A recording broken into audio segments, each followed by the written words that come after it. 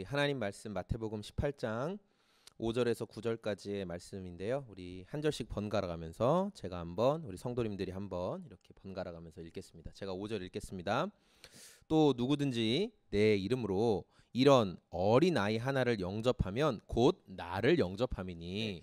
지난주 내용이랑 계속 이제 이어지는 내용이에요. 같은 맥락 안에 있는 내용인데 우리가 지난주에 예수님이 이제 시한부 삶을 얼마 이제 남지 않은 십자가를 감당하시기까지 한 달 정도밖에 이제 남지 않은 시간을 두고 지금 이제 이 일이 벌어지고 있는 거예요. 제자들은 서로 네가 더 크냐 내가 더 크냐, 그러니까 내가 예수님 앞에 공을 더 많이 세웠냐 네가 더 많이 세웠냐, 지금 그걸로 계속 싸우고 있는 중이에요. 그러니까 예수님이 어떻게 하셨냐면 로이 같은 어린아이 하나를 딱 세워다가 천국에서 가장 큰 자는 이 어린아이 같은 사람이다. 그러면서 이제 어린아이에 대해서 계속 어린아이의 특징과 이 아이와 같이 되는 모습에 대해서 이제 말씀하고 있는 내용이 오늘 말씀이에요. 예수님은 그동안 계속 예수님이 왕으로 오셨지만 섬김의 본을 계속 보여주셨어요. 자기를 부인하고 자기를 낮추시고 계속 이렇게 섬기는 모습을 보여주셨어요. 그런데 제자들은 그 핵심을 잘 이해하지 못하고 자꾸만 높은 권력, 높은 지위, 이제 이거에 이제 집중을 하고 있는 모습이었죠. 이스라엘 문화 가운데 굉장히 이제 소외되고 연약한 자로 분류되는 대상들인데 누구냐면 과부, 어린아이, 그리고 종과 외국인 이런 노동자들, 이런 사람들은 이스라엘 안에서도 되게 소외된 사람들, 이렇게 불쌍한 사람들로 이제 여겨지는 그런 거예요. 왜냐하면 그 사람들은 여자는 결혼하면 남편의 그 기업 안에 있어야지만 그 경제 활동을 할 수 있어요. 결혼하기 전 여자는 아버지에게. 근데 과부가 됐다는 소리는 돌보아줄 사람이 없는, 울타리가 없어지는 그런 개념이거든요. 어린아이도 마찬가지였어요. 그래서 어린아이라는 게 사실은 그 이스라엘 문화에선 그렇게 중요한 대상이 아닌데 예수님께서 공식적인 숫자를 세는데도 포함이 안 되는 이 어린아이를 가지고 지금 천국의 그 원리에 대해서 굉장히 중요한 메시지를 하시는 거예요. 왜 그랬을까? 예수님이 5절에 보면 누구든지 내 이름으로 이런 어린아이 하나를 영접하면 나를 영접하는 것과 같다라고 말씀하실 정도로 정말 중요하게 말씀하셨는데, 제자들은 자기 스스로를 볼 때 우리는 이제 영적으로 어른이야, 우린 다 컸어, 우린 정말 예수님께 공을 세우는 사람들이지 배우는 어린아이가 아니야, 그런 마음을 가지고 있었던 거예요. 내가 다 컸다고 생각하면 이제 배우려고 하는 겸손한 마음을 잃어버리게 되는 거죠. 그래서 예수님은 쉽게 무시당할 수 있고 또 위험에 쉽게 노출되는 이 어린아이를 보시면서 너희들이 이 무시당할 수 있고 쉽게 위험에 노출되는 이 연약한 어린아이 하나를 예수님의 이름으로 영접하면 너희가 그것은 이 어린아이를 대접한 게 아니라 나를 대접하는 것, 왕을 대접한 것이다. 그만큼 모든 상황에서 겸손해라, 사람을 존중해라, 이제 이런 말씀을 주신 거죠. 세상의 기준으로는 보잘것없는 대상들에게도 존중하는 마음을 잃어버리지 않는 게 바로 성도의 자세입니다. 그래서 저는 오늘 말씀을 통해서 하나님이 원하시는 이 존중하는 마음이란 무엇인지 함께 좀 나누려고 해요. 첫 번째, 제자가 품어야 할 존중하는 자세는 뭐냐면 모든 사람이 하나님의 모습으로 지어졌다라는 것을 우리가 기억해야 돼요. 모든 사람은 하나님의 모습으로 지어졌다. 우리 5절 말씀 같이 한번 읽어보겠습니다. 또 누구든지 내 이름으로 이런 어린아이 하나를 영접하면 곧 나를 영접함이니. 아멘. 예수님이 어린아이 하나를 세우시고 사실 되게 충격적인 말씀을 하신 거죠. 보잘것없는 어린아이를 영접하면, 로이 일로 와봐, 로이야 아빠한테 와봐. 막 제자들이 싸우고 있으니까 예수님이 이리 와보세요. 로이 같은 어린아이를 세우고 얼마나 해맑습니까? 이렇게 칼싸움하고. 이 어린아이와 같이 되지 않으면, 그리고 이런 어린아이 하나를 영접하면 나를 영접한 거다. 이렇게 클립 영상 같은 걸 또 보다가 되게 재미있는 실험에 대해서 봤어요. 어떤 실험이냐면 아주 인기가 좋은 레스토랑인데 두 이제 남자가 등장을 해서 이 사람들이 누가 더 빨리 음식과 이런 서비스를 받는가 하는 내용이었어요. 근데 다른 게 있다면 두 사람이 외모나 뭐 크기, 뭐 덩치나 이런 건 다 비슷한데 한 사람은 정장을 입었고 한 사람은 그냥 트레이닝복 같은 편안한 옷을 입고 이제 식당에 갔어요. 그러니까 두 사람이 동시에 매니저에게 가서 식사를 하고 싶습니다, 자리를 좀 안내해 주세요. 그러니까 이미 줄이 많이 길고 있으니까 매니저가 저기 앉아서 잠깐 기다려 주세요 이렇게 얘기했어요. 두 사람이 거의 같이 들어갔어요.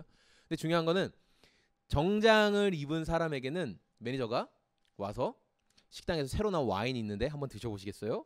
하면서 서비스 와인을 권하는 거예요. 그래서 그 사람은 좋아요 하면서 서비스 와인을 먹고 있는 동안 트레이닝복을 입고 있는 사람은 그냥 멍하니 계속 기다릴 수밖에 없는 게 아무도 그에게 말을 걸어주지 않아요. 그리고 자리가 나니까 누구에게 먼저 자리를 안내해줬을까요? 네, 맞아요. 양복 입은 사람한테 먼저 자리를 안내해줬어요. 그리고 양복 입은 사람이 자리에 앉았어요. 그러니까 그 서비스 해주는 그 웨이트레스가 되게 빨리 와서 어떤 메뉴를 드시겠습니까 하고 바로 메뉴를 보여줬어요. 그러니까 양복 입은 사람이 또 제가 여기 자주 오는데, 자주 오는 사람 아니에요. 전혀 자주 안 하는데 자주 오는데 오늘은 어떤 걸 좀 추천해 주시겠어요? 이렇게 물어보는 거예요, 웨이트레스한테. 그러니까 이런 메뉴와 이런 와인을 하시면 좋습니다. 바로 추천도 해주고. 그래서 이 양복 입은 사람은 이제 음식을 받고 와인과 음식을 먹고 있는데 그제서야 트레이닝복 입은 사람은 자리에 안내가 되고 그제서야 주문하려고 사람들을 쳐다보고 있는. 그러니까 제가 이 실험을 보면서 너무 웃겼던 게 뭐냐면 옷차림 하나만 달라졌을 뿐인데 대우받는 게 참 다르구나라는 것을 생각을 하게 됐어요. 왜냐하면 사람은 그냥 겉모습만 보고 사실 판단할 때가 너무너무 많기 때문이에요. 그래서 야고보서 2장 3절에 이런 말씀이 있어요. 제가 읽어드릴게요.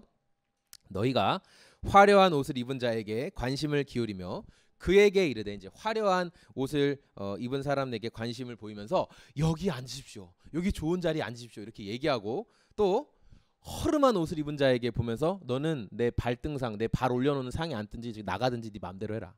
너희가 이렇게 말한다. 니네는 우리는 외형을 보고 사실 사람을 짐작할 때가 너무너무 많아요. 그러니까 그게 또 경험에, 그런 게 자꾸 경험에 쌓이다 보면 우리는 어떤 저 사람의 뭐 목소리나 뭐 생각이나 이런 걸 들어보기 전에 저 사람은 이런 사람일 것이야 라고 판단을 내리게 되는 거죠.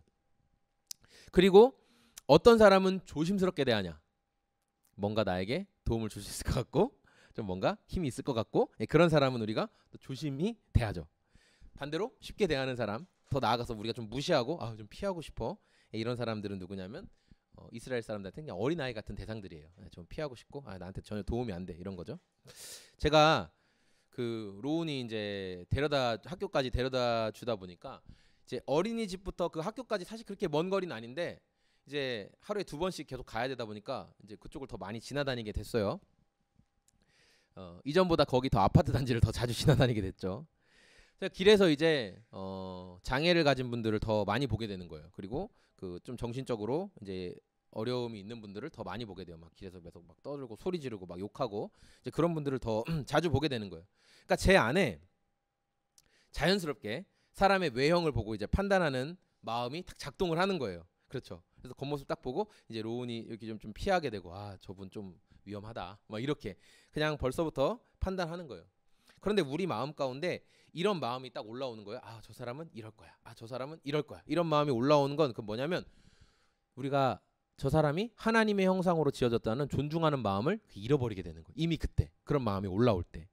제자들이 함정에 빠진 거는 나를 낮추고 나를 좀 겸손하게 낮추고 상대방을 좀 이렇게 대우하려는 마음을 잃어버리는 거예요. 그리고 내가 더 공을 많이 세워야 돼.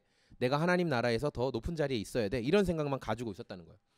내가 너희보다 뛰어나다. 내가 너보다는 뛰어나다라는 생각. 그런 생각에 대해서 예수님은 어린 아이를 세우시면서 그런 생각을 버려라 말씀하시는 거죠. 우리도 지위 고하 또 나이에 많고 적음을 막론하고 사람을 볼 때 어떻게 봐야 되냐면 하나님의 형상으로 만들어졌구나. 그러니까 우리는 의도적으로라도 그 마음을 먼저 품어야 돼요. 하나님의 형상으로 만들어졌구나. 저 사람의 외형이 어떻든지 저 사람이 막 이상한 말을 하고 막 소리를 지르고 하든 일단은 하나님의 형상으로 지어졌지만 어떠한 이유로 인해 그 형상이 지금 왜곡되어 있구나. 그러니까 우리는 이 마음을 가져야 되는 거예요. 이러한 마음을 가질 때 우리가 존중하는 마음으로 일단 그들을 바라볼 수 있는 거죠. 두 번째, 주님을 따르는 제자가 품어야 할 자세 뭐냐? 은혜로 구원받은 성도의 가치. 은혜로 우리가 구원받은 성도의 가치는 하나님 앞에서 너나 할 것 없이 다 똑같다는 거예요. 우리가 이걸 인정해야 돼. 6절 말씀 같이 한번 읽어보겠습니다. 누구든지 나를 믿는 이 작은 자 중 하나를 실족하게 하면 차라리 연자 맷돌이 그 목에 달려서 깊은 바다에 빠뜨려지는 것이 나으니라. 아멘. 그럼 해적 영화 같은 거 보면은 사람을 이제 처치할 때 주머니에 막 돌멩이를 잔뜩 집어넣어서 물에 팍 밀어 넣는 거를 이제 볼 수 있어요. 바다는 이제 염분이 있으니까 사람이 그냥 맨몸으로는 이렇게 탁 편안하게 누우면 부력 때문에 뜨거든요. 근데 조금만 이렇게 돌멩이 같은 걸 넣어놓으면 아무리 애를 써도 결국 힘이 빠지면 이제 가라앉게 되는 거죠. 저도 어릴 때 이렇게 하천에서 놀다 갑자기 다리에 쥐가 나서 그때 이제 물에 빠져 죽을 뻔했던 두려운 기억이 있었는데, 돌멩이 몇 개만으로도 사람을 물에 가라앉힐 수 있어요. 근데 예수님이 말씀하신 건 연자맷돌이라는 거예요. 연자맷돌, 이제 시골 같은 데서 보시면 아시죠? 소나 나귀가 돌리는 엄청나게 큰 돌이에요. 사람의 힘으로 못 돌려요. 엄청나게 큰 돌인데 그 짐승이 돌리는 그 큰 맷돌을 사람의 목에 메고 물에 빠지면 어떻게 돼요?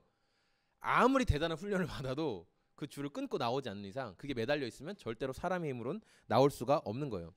근데 예수님은 그런 무서운 벌이 누구에게 내려진다고 말했냐면, 나를 믿는 작은 자를 넘어뜨리면, 예수님의 이름을 믿는 작은 자를 너희가 넘어뜨리면 그 무시무시한 돌멩이를 메고 물에 빠지는 게 낫다. 그렇게 말씀하시는 거예요. 이게 원어에서 작은 자는 어떤 의미냐면 키, 뭐 연령, 어떤 양, 어떤 부피 이런 게 작다라는 의미로도 사용되었고, 또 다른 편에서는 세력이 약하다, 지위가 미약하다라는 의미로도 사용이 됐어요.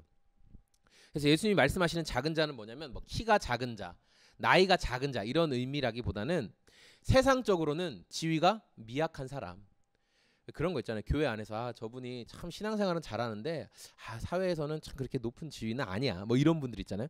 그런 걸 얘기하는 거예요. 세상적인 힘과 지위는 미약하지만 주님을 향해서 순수한 믿음과 마음을 가진 사람들, 그런 사람들을 너희가 실족하게 하면 이런 무시무시한 형벌을 받는다. 이거보다 더 무서운 형벌이 기다리고 있다는 말씀이에요. 예수님이 제자들에게 가르치시는 새로운 공동체, 이 교회는 이 기존의 세상 방식과는 분명히 다르다라는 거예요. 마태복음 20장 25절과 26절에 이런 말씀이 있어요. 예수께서 제자들을 불러다가 이르시되 이방인의 집권자들이 그들을 임의로 주관하고 그 고관들이 그들에게 권세를 부리는 줄 너희가 알거니와 너희 중에는 그렇지 않아야 하리니 너희 중에 누구든지 크고자 하는 자는 너희를 섬기는 자가 되어야 한다. 예수님 그렇게 말씀하셨어요. 제자들은 사실 세상 방식에 그냥 익숙해져 있는 거예요.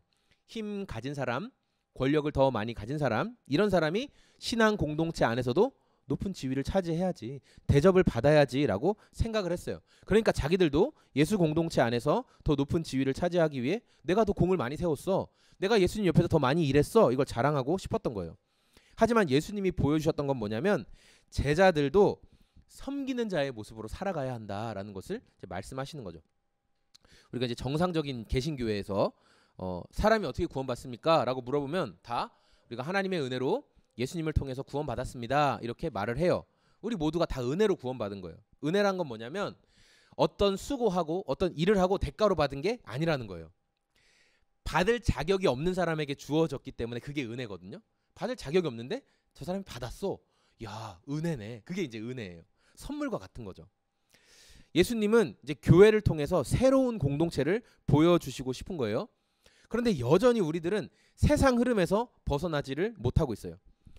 교회 안에서 이렇게 일어나는 일들을 보고 실망하시는 사람들이 되게 많아요. 뭐냐면 사회적으로 성공하고 헌금을 많이 할 수 있는 사람, 쉽게 얘기하면 돈이 많은 사람, 사회적으로 돈이 많은 사람에게 어떻게 알게 되면 더 신경을 많이 써요. 그래서 일부러 자기가 좀 부유하다는 걸 드러내고 싶어하는 분들도 있죠. 왜냐하면 목회자들이 자기 앞에서 설설 기니까, 교회 사람들이 막 설설 기니까. 그래요. 그 사람의 신앙 상태를 점검하지 않아요. 저 사람이 정말 예수님을 잘 믿고 예수님 앞에 겸손한 사람인가는 생각하지 않고 어떻게 하냐면 그런 분들에게 빨리 직분을 줘요. 남자분들이라면 장로로 세우고 여자분들이라면 빨리 권사로 세워요. 왜냐? 빨리 직분을 세워야 딴 교회로도 안 도망가니까. 이게 안타깝지만 한국교회 현실이에요. 그렇게 해놓고 이제 때마다 심하다, 장로님, 권사님, 교회 뭐 이런 게 어렵고 한데 많이 기도 좀 하시오, 이렇게 하면서 이제 요청하죠. 예, 말하지 않아도. 예수님께서 그런 짓을 하면서 사람을 차별하는 거예요. 저 사람이 가진 물질, 그 물질이 교회 안까지 들어와서 영향을 끼치는, 그래서 정말 순수한 믿음을 가지고 예수님을 사랑하는데 경제적으로는 그렇게 많은 것을 누리지 못한 사람이 있을 수 있어요. 그런데 그런 사람들이 볼 때 돈 많은 사람은 대우해주고 교회에서 신실하게 섬기고 하는 사람에 대해서는 가볍게 여기고, 오히려 그들은 좀 덜 신경 쓰는 이런 모습을 행하는 사람들에 대해서 너희가 받을 심판이 무섭게 준비되어 있다라고 예수님이 말씀하시는 거예요. 연자맷돌을 목에 달고 깊은 바다에 빠지는 게 너희가 앞으로 받을 형벌보다 나을 거다라고 라고 예수님이 말씀하시는 거예요. 얼마나 무서운 말씀이에요. 얼마나 무서운 말씀이에요. 그래서 우리는 믿음 안에 있는 연약한 자들을 넘어뜨리려고 하는 것들을 굉장히 조심해야 돼요. 항상 경계하고 우리가 있어야 된다라는 거죠. 은혜로 구원받은 성도는 세상에서 성공해서 교회 안에 들어온 사람, 또는 교회 안에서도 막 어떤 일들을 많이 해가지고 와, 저 사람은 정말 대단해, 그런 게 하나님 보시기에 차이가 있다 없다? 없다는 거예요. 그런 게 차이가 없어요. 하나님 보실 때는 은혜로 구원받은 성도는 다 똑같은 거예요. 근데 우리가 자꾸만 지위를 만들어내고 싶죠. 저 사람은 교회에 뭐 헌신도 많이 하고 뭐도 많이 하고 하니까 더 하나님이 더 이뻐해 주시겠지, 이 사람은 덜 이뻐해 주시겠지. 아니에요. 하나님 보시기에는 그냥 똑같아요. 똑같아요. 우리가 이 사실을 항상 기억하면서 겸손한 마음, 믿음 안에서 겸손한 마음을 잃지 않아야겠습니다. 마지막으로 주님을 따르는 제자가 품어야 될 자세는 뭐냐면, 존중하는 마음을 잃어버린 사람들에게 받는 무서운 심판이 있다는 것을 항상 기억해야 된다라는 거예요. 우리 7절 말씀 같이 한번 읽어보겠습니다. 실족하게 하는 일들이 있으므로 말미암아 세상에 화가 있도다. 실족하게 하는 일이 없을 수는 없으나 실족하게 하는 그 사람에게는 화가 있도다. 아멘. 우리들이 흔히 어떤 자녀들의 잘못된 행동을 바로잡기 위해서 이제 극단적인 처벌을 내려야 되겠다 할 때 이제 이렇게 얘기하죠. 다리 몽둥이를 부러뜨려서라도 뭐 해야지. 너 자꾸 그렇게 하면 호적에서 파버릴 거야. 뭐 이런 얘기를 많이 했잖아요. 근데 그게 그 표현이 진짜 부러뜨린다는 말인가요? 아니면 어떻게든 너의 잘못을 바로잡겠다는 말인가요? 어떻게든 너 잘못을 바로잡고 싶다, 이제 그런 의미잖아요. 예수님도 오늘 굉장히 극단적인 표현을 사용하신 거예요. 우리 8절과 9절 같이 한번 읽어보겠습니다. 만일 내 손이나 내 발이 너를 범죄하게 하거든 찍어내버리라. 장애인자로 영생에 들어가는 것이 두 손과 두 발을 가지고 영원한 불에 던져지는 것보다 나으니라. 아멘. 만일 내 눈이 너를 범죄하게 하거든 빼어내버리라. 한 눈으로 영생에 들어가는 것이 두 눈을 가지고 지옥 불에 던져지는 것보다 나으니라. 아멘. 그러니까 예수님이 우리를 범죄하게 하는 것, 그리고 너가 다른 사람을 범죄하게 만드는 어떤 것들이 있다면 빨리 제거해 버리라 라고 이야기하셨어요. 근데 제거해야 될 것들이 되게 소중한 거예요. 뭐냐면 손, 발, 눈이에요. 우리 신체 부위에서 정말 욕이 나고 지금 당장 우리가 거기에 문제를 일으키고 장애가 난다면 우리 삶이 전적으로 흔들리는 되게 중요한 부분이라는 거죠. 그래서 우리가 이런 말을 들을 때, 예수님의 이 말씀을 들을 때 제자들이 아마 이렇게 생각했을지 몰라요. 와, 자, 그 정도까지 해야 되나? 찍어내버리라고? 잘라내버리라고? 빼버리라고? 와, 그 정도까지 해야 되나? 그러니까 우리도 신앙생활하면서 뭐 그런 얘기 있죠. 뭐 어떤 뭐 메시지를 듣고 또 어떤 큐티를 하고 막 이러면서 아, 이렇게까지 순종해야 되나? 이런 마음이 들 때가 있어요. 제가 요새 이제 교회의 어떤 상황들, 이제 우리 교회뿐만 아니라 한국 교회 상황들을 보면서 이런 질문이 들더라고요. 목회자가 교회 운영을 굉장히 카리스마 있게 하는 교회들이 있어요. 그런데 이 교회들을 가만히 지켜보면 시간이 지나고 나서 문제가 생기더라고요. 그래서 사람들의 입에 오르내리게 되더라고요. 제가 어떤 것을 봤냐면은 신앙 훈련을 한다는 명목으로 심야에 막 공동묘지를 막 가게 하는 거예요.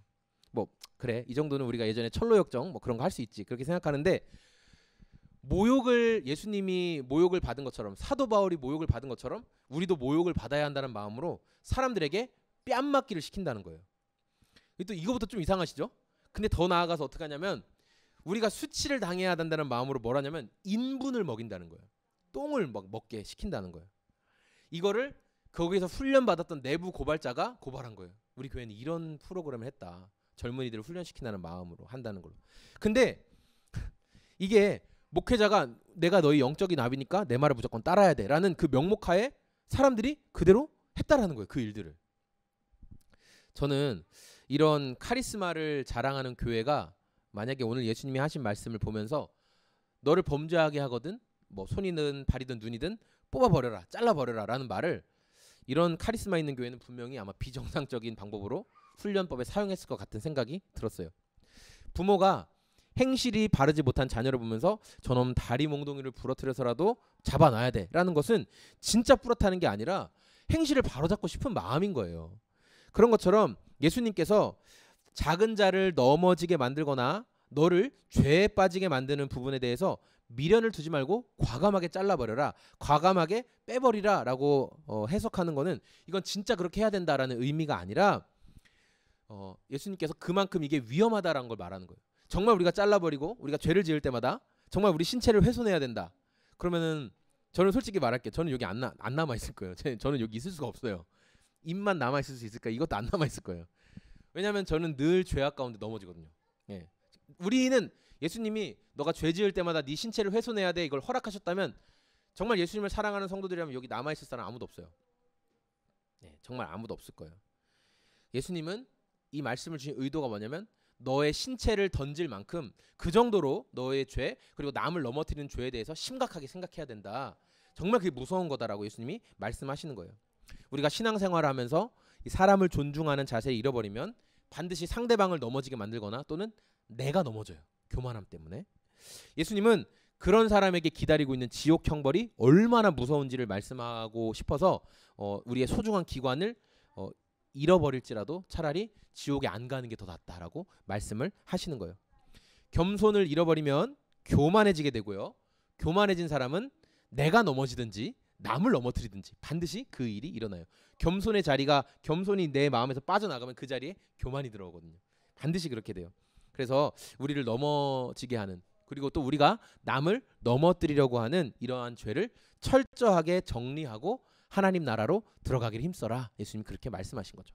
이제 오늘 말씀을 정리하려고 하는데 예수님은 겸손한 마음을 잃어버리고 제자들이 계속 세상적인 것에 시선을 두고 있었잖아요. 그런 것을 보면서 어린아이를 세우시고 너희 마음을 돌이켜야 된다라고 말씀을 하신 거예요.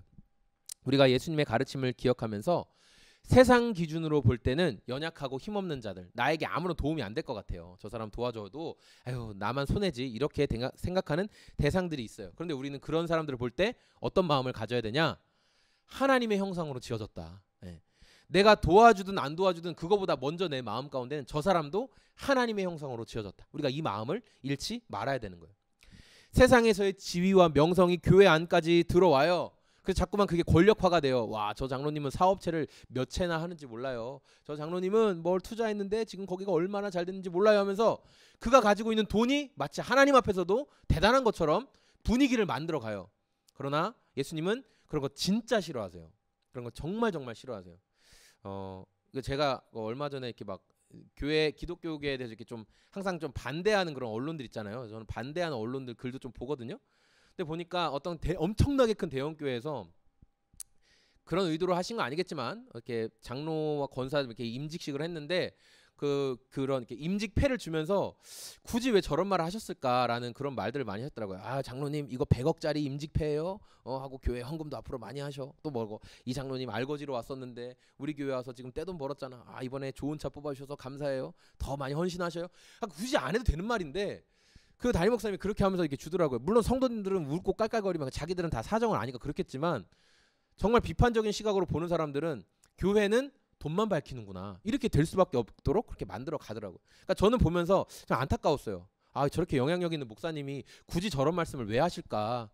장로님 장로님이 하시는 헌신 다 아시니까 앞으로도 더 하나님 사랑하고 교회를 위해 애써주세요. 그냥 이렇게 말하면 되지. 뭐 몇억 몇십억 굳이 그 돈 얘기를 해야 되나. 제가 좀 마음이 어렵더라고요. 그런데 실제로 그게 한국 교회 안에 많이 들어와 있는 문화잖아요. 세상적으로 돈 많으면 뭐 많이 가지고 있으면 목회자도 그 아래서 좀 잘하고 그 사람이 뭐 다 하면 자기 이름 딱 박아가지고 이 교회 피아노 누구 기증 뭐 이런 거 딱 써놓고 그런 것 예수님이 교회 안에 세상 권력이 뭐 돈과 권력이 들어와서 그 위계를 만드는 것에 대해서 예수님 철저하게 경계해라 이제 말씀하시는 거예요. 교회는 교회 안에 있는 이 사람들은 다 믿음으로 그리고 은혜로 우리가 구원받은 거예요. 그래서 많은 부를 가지고 있는 저 사람과 많은 부를 가지고 있지 않은 이 사람이 하나님 앞에 차이가 있냐? 없다는 거예요. 동일해요. 하나님 앞에 그 영혼의 가치는 동일하다는 거예요. 우리가 그것을 인정해야 됩니다. 우리가 이런 겸손의 마음을 잃어버리면 세상이나 교회 안에서 대단한 위치에 오른 듯이 보여도 결국은 그런 사람은 무시무시한 형벌이 기다리고 있다는 것을 우리가 기억해야 돼요. 예수님이 제자들에게 가르치시는 이 교회의 공동체는 세상의 기준으로는 판단할 수 없는 곳이에요. 예수님은 이 삶의 모든 것들을 통해서 교회는 어떻게 해야 되는가, 교회는 어떻게 살아가야 되는가를 예수님 삶을 통해 계속 보여주셨어요. 근데 어디서 문제가 생기냐면 오늘 우리가 그대로 살아내지 못하기 때문에 거기에서 항상 문제가 생기는 거예요. 우리는 언제나 이 겸손한 태도를 가지고 성령 하나님 도와주세요. 이 겸손한 태도를 잃지 않게 도와주세요. 우리가 항상 요청 드려야 되겠어요. 로운이가 이제 등교 3일째가 됐을 때 교실에 들어가기가 너무 싫어서 이제 막 울고 어려움을 표현했어요. 저희도 많이 걱정하던 부분이었고 기도하고 있던 부분이었는데 막상 그런 일이 벌어지니까 많이 속상하더라고요. 그리고 뭐 담임 선생님이 좀 친절하게 품어주셨으면 좋겠다는 마음이 있었는데 그냥 기도만 할 뿐이었어요. 이제 성인이 된 우리가 드는 생각이 있죠. 뭐냐면 아이들을 보면서 아니 쟤는 별것도 아닌데 별것도 아닌 일 가지고 왜 이렇게 어려워할까 힘들어할까. 사실 우리가 그런 마음을 많이 가져요. 이게 또 비난할 수 있죠. 야 너는 별것도 아닌데 그거 가지고 그렇게 힘들어하냐. 우리가 좀 그런 마음이 사실 들 수가 있어요. 저는 쉽게 할 수 있는데 자꾸 로이가 와가지고 아빠 도와줘요 아빠 도와줘요 계속 그러면은 그냥 군말 안 하고 그래 아빠가 도와줄게 아빠가 그러려고 세상에 있는 거지 이렇게 해야 되는데 한두 번 해주다가 한 3번 4번 계속 진행되면은 야 별것도 아닌데 이걸 자꾸 도와달라고 하냐 이러면서 핀잔을 줘요. 제 모습을 보게 되더라고요. 우리가 이렇게 겸손한 마음을 잃어버리면 어떻게 되냐면 즉시로 상대방을 판단하게 돼요. 겸손한 마음을 잃어버리면 판단부터요. 나는 잘하는데 이걸 못한다고? 이렇게 사랑을 판단한다는 거죠. 오늘 우리에게 주신 말씀을 좀 잘 생각해 보세요.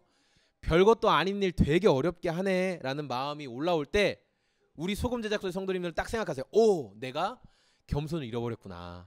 지금 내 마음이 교만이 내 마음에 차지하고 있구나 지금. 그러니까 내가 저 사람을 보면서 계속 판단하는구나. 저것도 못해? 저것도 못해? 내가 겸손을 잃어버렸구나. 이 사실을 기억하십시오. 내가 보기에 별것 아니기 때문에 상대방을 계속 무시하게 된다면 우리의 그런 행동으로 인해 저 사람을 믿음에서 실족시킬 수 있다는 거예요. 넘어뜨릴 수 있다는 거예요. 겸손을 잃어버리면 그 자리에 뭐가 찾아온다고요? 교만이 찾아오고 그 교만으로 인해 내가 넘어지든지 상대방이 넘어지든지 그리고 넘어뜨리거나 넘어진 자에게는 무엇이 기다리고 있어요? 지옥이라는 무서운 형벌이 기다리고 있다는 거예요. 그래서 지옥이라는 무서운 형벌 받지 않기 위해서 우리 어떻게 해야 되냐? 늘 겸손한 마음 잃지 않는 거. 하나님의 형상으로 지어졌다. 그리고 나는 겸손하게 존중하며 대해야겠다. 이 마음을 잃어버리지 않는 우리 저와 소금 제작소의 모든 성도님들 다 되셨으면 좋겠습니다. 아멘이시죠?